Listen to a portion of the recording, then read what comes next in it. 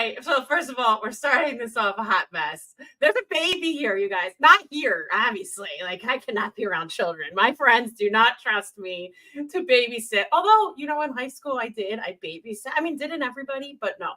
I hit my microphone. Ashley busted her finger like 5 seconds before she was coming on. They were like 3 minutes late from when they said they were coming on. I was starting to freak out. They appeared. We're fine. Presenting sponsors. Thank you so much to Unmuzzled's presenting sponsors. K9 Cruise is the place to take your pet. They offer dog and cat boarding, dog daycare, pet retail, and mindful day school. With over 12,000 square feet of indoor space and a spacious yard, they are the one-stop shop for professional pet care in Chicago. Bark Pouch makes mess-free lickable treats for a delightful time with your dogs. Reward good greetings, treat calm table manners, or enjoy a quiet walk together with their easy-to-use pouch. With 5 irresistible, all-human-grade recipes in 2 sizes, even picky pups find a favorite. One gentle squeeze and a quick lick of Bark Pouch dog treats, and you'll enjoy amazing attention, even when you're wearing gloves. Kiki's Corner Natural Pet Foods in downtown Woodfield, Illinois, just a block south of CDH Hospital and the railroad tracks. Kiki's has all your food and health aid needs for dogs and cats. Kiki's Corner for a healthy, happy pet. Thank you, presenting sponsors, and I apologize. I read that this morning, and it sounds like I'm like half asleep. I'm going to redo that for next week.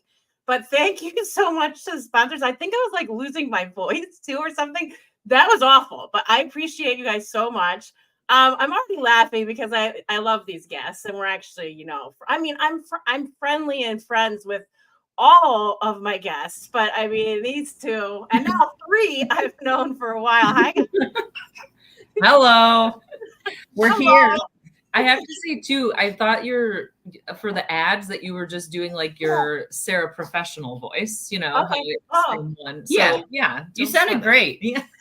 I'll take that. I just, it should be a little bit more uppity. I appreciate them, but I was like, I need to freshen these up. And now when I played it back, I'm like, that did not sound good. Anyway, we are seeing, and I am meeting. Oh no, I met Jasper at the marathon. I met him at the marathon because Ashley was running the marathon, and I got to hang out with Jaime and Jasper for a bit. But hello, Jasper. That's you, buddy. He's like, what is happening right now? So pretty amazing. You guys have a child now. I assume that running Mutts of the Midway with a child is not easy. There's definitely been some learning curves. It did help. So I quit my job. Actually, it'll be a year ago tomorrow, my previous job, and started working for Mutts full time. And, at the beginning of February of last year. So that was kind of perfect timing. We were able to get settled in. And since he's come along, I went down to part-time hours in order to help care for him, but also continue to run Mutts the Midway. And that has been a really good and smooth transition. And we're able to continue helping dogs. And I also get to, introduce this little guy to the dog world. So he is actually at a really fun age where he is just starting to realize what dogs are. Cause babies are kind of potatoes before, when they're first here. And he does now understand. He thinks the dogs are hilarious. And he also has done a couple of transports and, helps out. Well, keeps us sane between the work. So, yeah. I mean, I feel like right now it might be past his bedtime. Again, I know nothing about babies, but he's so happy right now. Yeah, we started his bedtime routine around 8:00, 8:30, and we just started the wonderful world of sleep training yesterday. So that was it was really tough. Yeah. So, but he's pretty agreeable for all of the things that we schlep him to with us. He does pretty good. He's great in the car. Which is how we made the long distance transports with us. And we toss him in one of his little carriers and he'll run around like he was at the marathon. You know, he was a trooper that day, and he actually has made it he had gone to a crisp shift at the shelter once. So he's really done it all, this little guy, in the first 6 months. So yeah, I mean, I think it's awesome. And I think the more you can get him out and about, the easier your future will be. I think like sleep training though includes like letting them cry. So I'm assuming that you guys don't get a lot of sleep either. It's pretty terrible. Yeah. But yeah, I think, sleep might be on the horizon. If not, that's okay. I feel like you kind of, I guess, sign up for that when you decide to become a parent. So, but he's worth it. Yeah. Oh, that's awesome. I'm so happy for you guys. It's so great. It's wonderful to see him and you guys so happy. I'm still running the rescue. So sorry, Jasper, we're moving on from Babyland right now, but we're still here. So, I mean, you're still part of this. So tell us about Mutts of the Midway and how it all started. I know I like to think of you guys as new, but you're not anymore. I mean, you've been around for a while. So tell us how it all came about and just, what it's been like the past few years, especially. Yeah, it's been a crazy ride. Yeah, I also am like, oh, we're so new, but we celebrated our 5-year anniversary last May. And, a couple of other anniversaries throughout the year. We pulled our first dog in September of 2018, but the planning started with the two of us and our good friend Courtney in May over a bucket of Miller Lights, actually. So how every good Southside rescue starts. Yeah. So we had been fostering. I feel like we both loved animals our whole lives, but we lived in Texas in 2012, and we saw a huge need down there, which we adopted our first dog together, and then started fostering. And when we moved back to Chicago, we had fostered with a few rescues, and realized that we wanted to both have a presence of rescue on the south side. On the south side of the city, there aren't any other rescues, and there's not a huge presence on the southwest side. There's a couple others like Lulu's Locker, who's down in the south suburbs, which is great. But really wanted to bring a rescue presence to the south side of Chicago and do it our own way. We really believe in being supportive to our adopters, through the hard times, and supporting dogs throughout their entire lives, and making rescue a positive experience, because, people are adopting dogs today that are going to be in their family for, hopefully a long time. And we want to be the kind of rescue that people want to come back to and want to have a good experience, so that they will rescue their next dog 10, 15 years from now. So, that's kind of why we started and what we are still doing 5.5 years later, which is crazy to think about. So. Yeah, I feel like for you guys, it was important for you to get your feet wet, kind of like with other rescues, and not to say like you learned what not to do, but you learned like what works and what doesn't work. And what does your mission look like compared? And obviously, like south side of the city, there's a huge need there. I mean, it's crazy. The one other thing I love about you guys is you have your own mascot. Yes.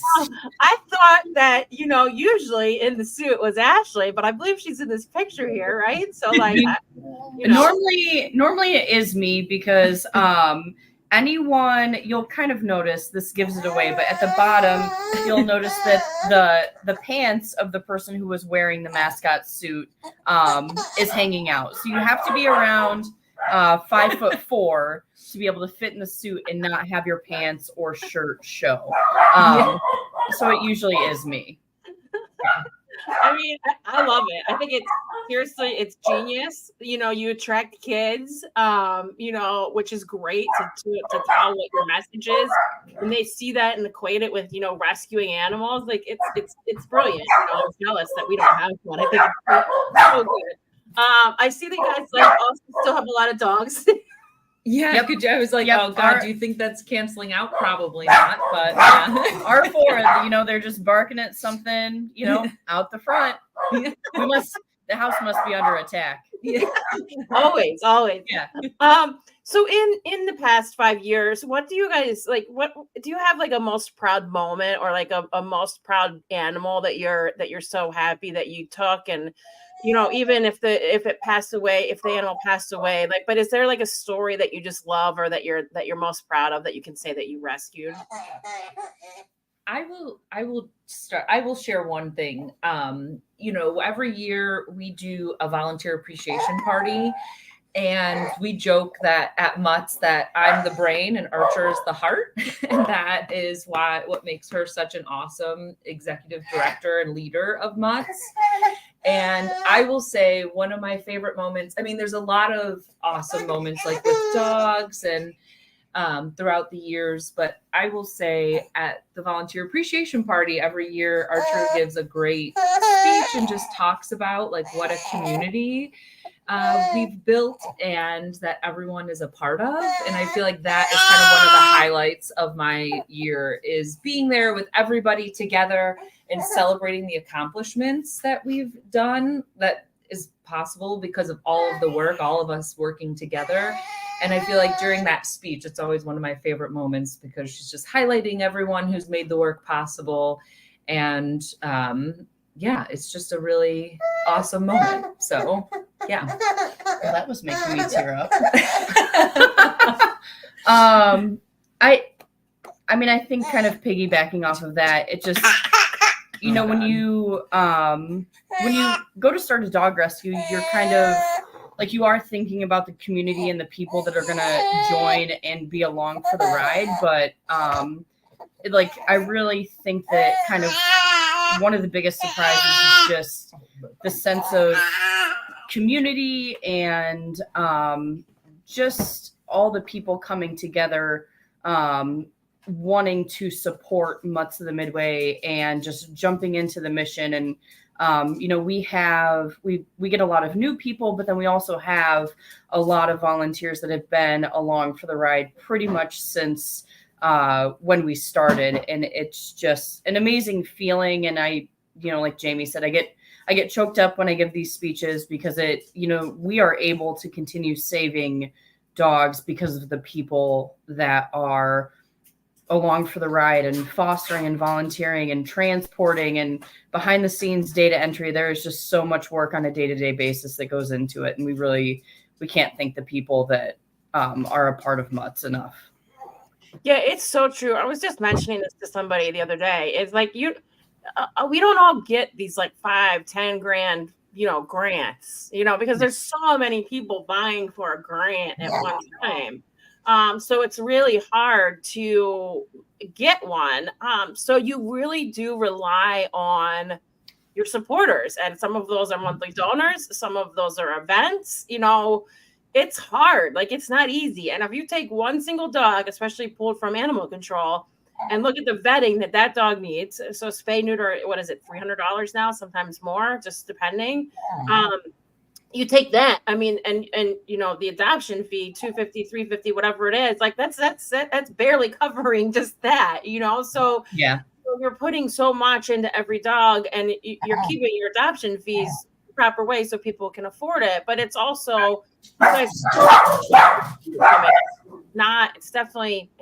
tough. Like, it's really tough for organizations, and you do rely on your supporters. And that's why I think like embracing your volunteers it's like number one for me, and I know it is for you guys too, because you do want to do you want to save all the dogs, right, or all the animals, and you can't without support. So kudos to you, for showing your volunteers and your supporters that they mean so much to you, which again it's a thing that we learn, but to actually like do it and do it consistently is not always easy either. And then I know there's tough cases, so I don't want to bring this up, but I know that you guys had Harold, who you rescued, who had so many shares and so many comments on Facebook, and I know people were sending me him, and I was like, he's so cute.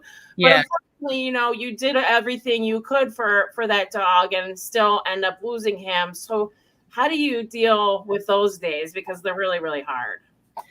Yeah, it definitely, you know, days like that, you just kind of ride the wave a little bit, especially, you know, every dog deserves that like loving home and that happy ending. And what helps me is knowing that Josh, pictured here with Harold, who was Harold's finder, who brought him into CACC and then wanted to foster him. And Harold was in his home for just a little under 2 months. You know, Harold lived the best life with him for a month and a half. And so thinking on, you know, the people like Josh who have been doing anything for dogs like Harold to make him as comfortable as possible, willing to get him out of the shelter, and then, you know, being there with him when it was time to say goodbye, kind of helps me process and helps me move forward with losing such a special dog like Harold. Yeah, because you think like, you know, you get him out of CACC and it's this senior black pity, right? Like you have all the things going against you and you're at this scary, noisy kennel and shelter environment, and you get him home and you just think like, all right, you know, it's going to be expensive as hell, but we're going to figure it out. Like your mouth is disgusting, but we have a solution for that. And then you find out like there isn't a solution for some things. And I mean, you deal with that obviously so much with Live Like Rue. And it's, you know, then you kind of shift gears and realize like the best thing you can do is be the support system that, you know, in this case, Josh needs to make the tough decision and be there to make sure he can say goodbye in the way he wants to and be in the room, be there in this quiet, kind environment, and, you know, get Ash's back and a paw print and things like that, because that's important. And yeah, I love that. Is he eating a cheese stick or a piece of celery? Or neither? It's a cheese stick. Yeah. Okay, does he have teeth or no? He's just like sucking it out. Just sucking on it, just gumming it. Yeah, that's what keeps him quiet. Yeah, that's where I'm just kidding, dude. All right, so because I know you guys want to go over some of your adoptables, which I think is brilliant. I've never done that on here. I think that's a great idea. So is there anything that you would do differently if you looked back the last 5 years, like and going back to year one or like month one? Is there anything that you would do differently? Do you think?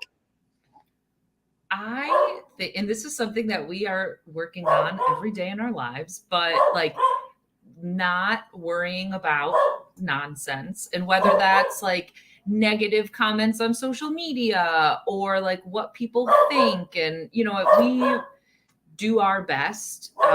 And when we know better, we do better. And that's, you know, something that we're proud of. And I feel like sometimes we both get too worried about, you know, too negative and in our own headspace. And so I feel like I joke often with Archer. I'm like, what could we accomplish together if we would, you know, stop with the negativity? And so, yeah, I feel like that's something that, you know, we continue to work on, but I would change that. If I could snap my fingers and be done with it, I would do that.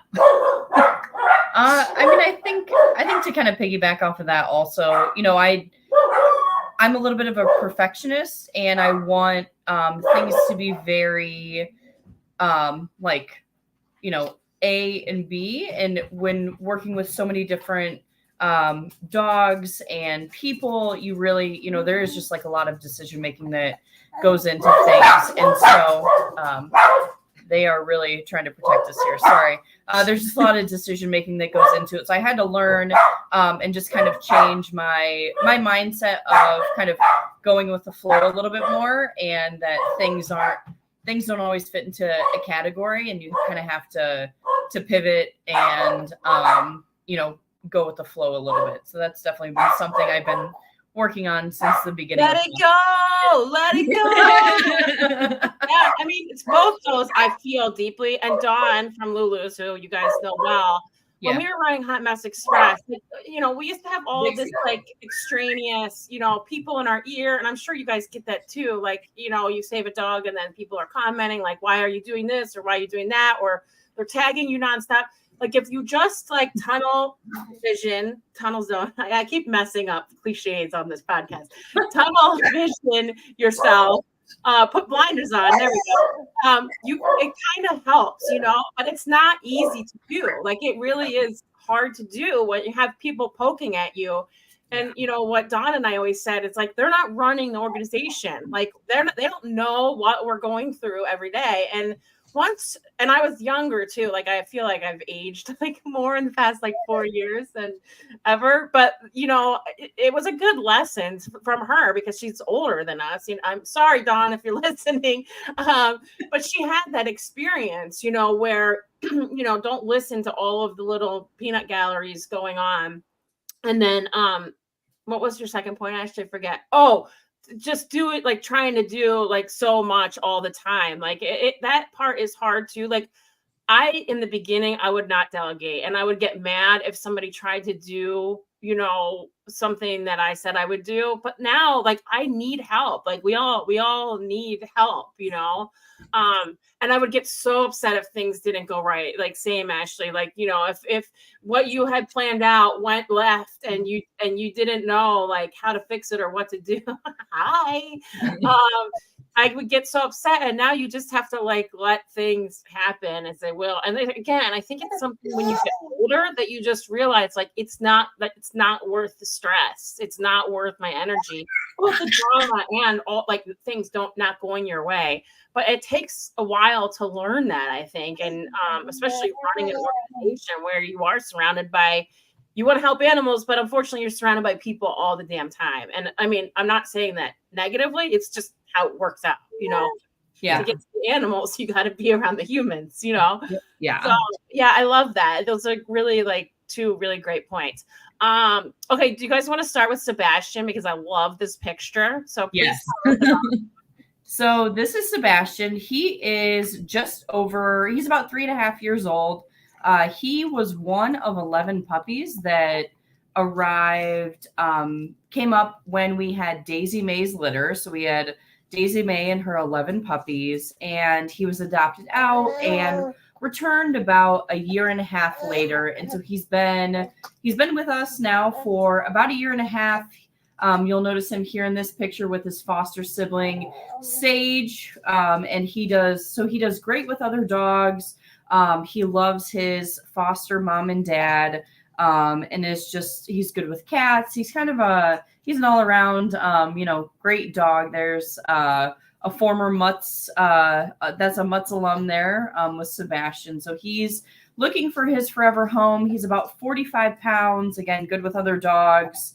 You know, good with people, and just a really sweet, cuddly guy. Yeah. If you follow our social media channels at all, he's actually Cass's sister or sibling that we just brought, is now living a sanctuary life as of last fall. So yes. Yeah. So and next up we have Sweet Pea. Sweet Pea lives up to her name. She is very sweet. She is she's about 2 years old. She came up in November from Sarah's Sanctuary we rescued her from. And she's great with other dogs. You know, if you want like a more low-key dog, she loves naps, lays in her dog bed, I think more than most dogs would. And again, great with other dogs. She's about 50 pounds. 2 years old, and she is her foster Dorothy loves her very much, and I think we'll be sad to see her go when she gets adopted. So this is Sweet Pea. If you like the husky look but not the husky energy necessarily, she would be a good yes. And last but definitely not least, this is Burger, and we rescued him, and he was adopted and returned due to some separation anxiety that he has.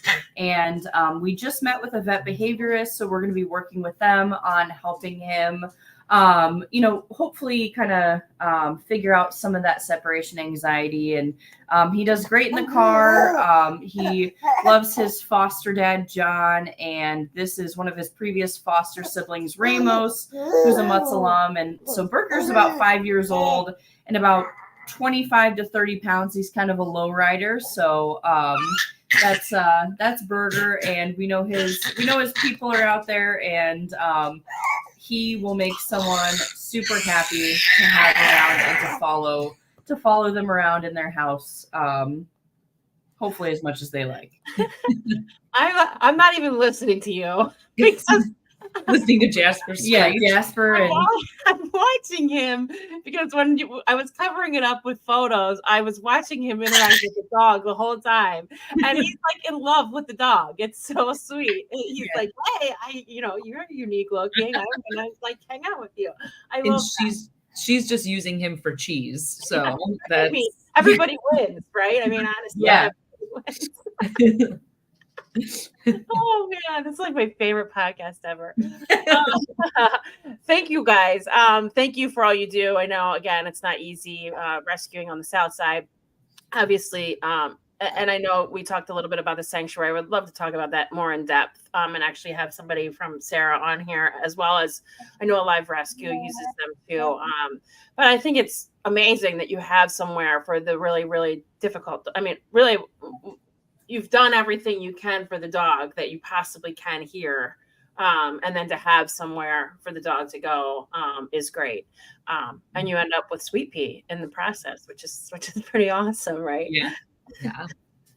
Anything else? Anything you want to promote? You got anything coming up or? Ooh, we do have Pups and Pints coming up next Thursday at Lawler's Bar on Archer Avenue.